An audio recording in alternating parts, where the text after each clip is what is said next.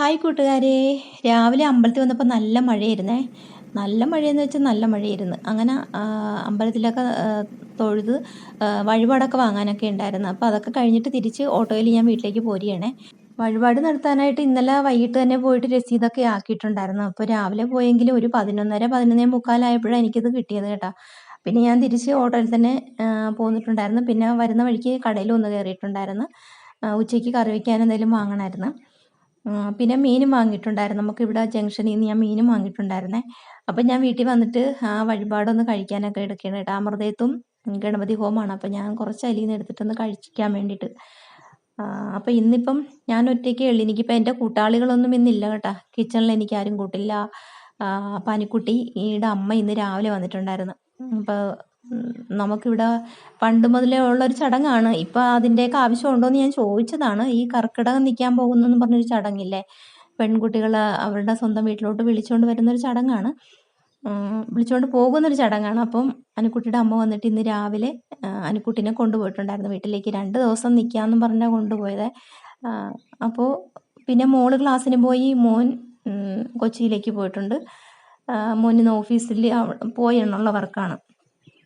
അപ്പോൾ ഞാൻ മാത്രമേ ഉള്ളൂ. അപ്പോൾ പിന്നെ ഞാൻ മത്തിയാണ് വാങ്ങിയിട്ട് വന്നത്. പിന്നെ അത് ക്ലീൻ ചെയ്തെടുത്ത് ഞാൻ അത് മുളകിലാണ് കേട്ടോ, കുടംപുളിയിട്ട് മുളകിൽ കറിയൊക്കെ വെച്ചിട്ടുണ്ടായിരുന്നു. ഞാനിത് ഒരു കുഞ്ഞു വീഡിയോ ആണ് കേട്ടോ. എനിക്കിന്നൊരു മൂഡും ഇല്ല വീഡിയോ എടുക്കാനായിട്ട്. ഒന്നാമത്തെ കാര്യം ഞാൻ ഒറ്റയ്ക്കേ ഉള്ളൂ. എനിക്ക് ആരും ഇല്ലാത്തത് കൊണ്ടുള്ളൊരു പ്രയാസമുണ്ട്. കഴിക്കാൻ വന്നിരുന്നിട്ട് കസേരകളെല്ലാം ശൂന്യമായിട്ട് കിടക്കുന്നു. എല്ലാവരും കൂടെ ഒരുമിച്ചിരുന്ന് കഴിക്കുന്നതല്ല. അപ്പോൾ ഇന്ന് ഒറ്റയ്ക്കിരുന്ന് കഴിച്ചിട്ട് തന്നെ ഒരു സുഖമില്ല.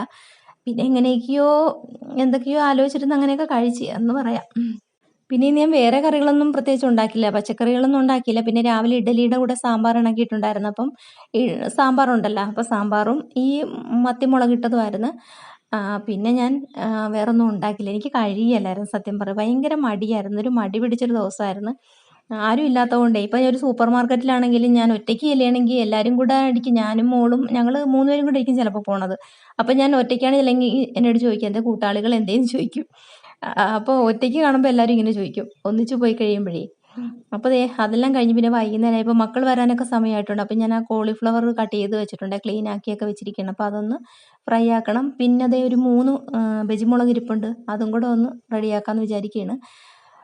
അപ്പോൾ ഞാൻ മിക്കവാറും ഇന്ന് ഈ കോളിഫ്ലവർ എടുക്കല കേട്ടോ. ഇത് ഞാൻ ഫ്രിഡ്ജിലോട്ട് മാറ്റി വയ്ക്കും. ഇന്നിപ്പം മുളക് എടുക്കുന്നുണ്ടല്ലോ, അപ്പോൾ രണ്ടും കൂടെ വേണ്ട.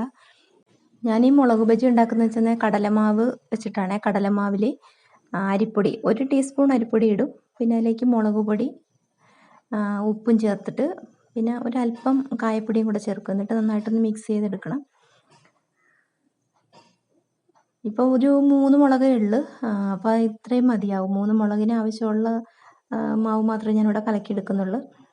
അപ്പോൾ നമ്മുടെ മുളക് ബജിയൊക്കെ റെഡി ആയിട്ടുണ്ട്. അപ്പോൾ ടൊമാറ്റോ സോസ് തീർന്നിരിക്കുകയായിരുന്നു. അപ്പോൾ ഞാൻ കുറച്ച് മുളക് റെഡിയാക്കി എടുത്തിട്ടുണ്ടായിരുന്നു.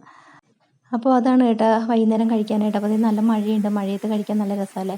അപ്പോൾ വൈകുന്നേരം ഒരു സമയമാണ് കേട്ടോ, വിളക്ക് വെച്ച് കഴിഞ്ഞിട്ടുള്ള ഒരു സമയമാണിത്. നമ്മുടെ വാതിക്കെ റോഡിലൊക്കെ വഴിവിളക്കൊക്കെ തെളിച്ചിട്ടുണ്ട്. അപ്പോൾ നല്ല മഴയുണ്ട്. അപ്പോൾ ഇന്നത്തെ വിശേഷങ്ങൾ ഇത്രയൊക്കെയുള്ളൂ. ഒരു കുഞ്ഞു വീഡിയോ ആയിരുന്നു, ഞാൻ പറഞ്ഞില്ല, ഒരു 4 മിനിറ്റ് വീഡിയോ ആണ് കേട്ടോ. അപ്പോൾ എല്ലാവരും കണ്ട് സപ്പോർട്ട് ചെയ്യുക. അപ്പോൾ കൂടുതൽ വിശേഷങ്ങൾ അടങ്ങിയ വീഡിയോ ആയിട്ട് നമുക്ക് നാളെ കാണാം. അപ്പോൾ എല്ലാവർക്കും നല്ലൊരു ദിവസം ആശംസിച്ചുകൊണ്ട് tata, bye bye, see U.